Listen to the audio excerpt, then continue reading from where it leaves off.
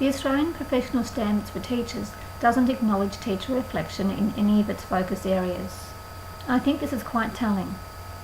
Although Focus Area 6.3, Engage with Colleagues and Improve Practice, is collaborative reflection and an important part of teacher growth and improved outcomes for students. I believe, however, that personal reflection is fundamental to all aspects of the professional standards, because we can learn and discuss pedagogy, principles, strategies, assessment, and we can work hard at comprehending theories and synthesising it all. But teachers need to put all of this into practice, something I find daunting.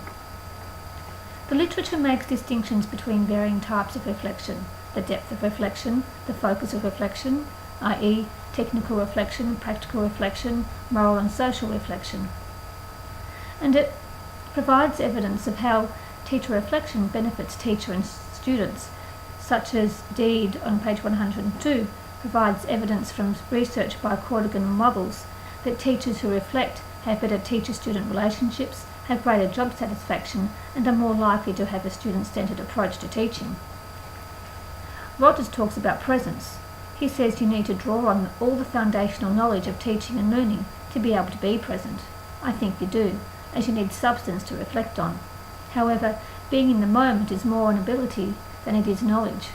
You can have all the knowledge in the world, but still allow the tiniest incident to shake you.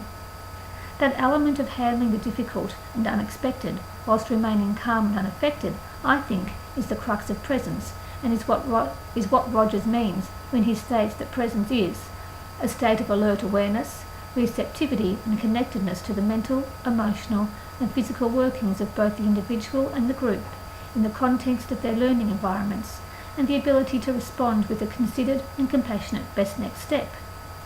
This is a big ask for many people. In order to be able to do this, you need to cultivate a stillness of mind.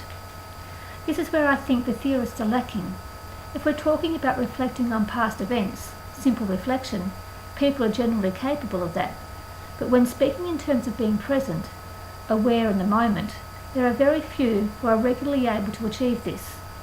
So although Rogers states that reflective teaching cannot be reduced to a series of behaviours or skills, but it's a practice that demands presence, we are left not knowing how to acquire presence.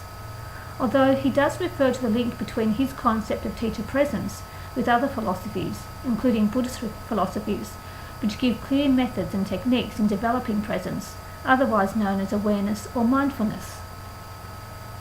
I think it is time we took reflection one step further and introduced the actual techniques of developing mindfulness into our schools for both teachers and students, particularly when there is now a general understanding of neuroscience, brain plasticity and technology that is able to provide tangible evidence of the changes mindfulness creates in the brain.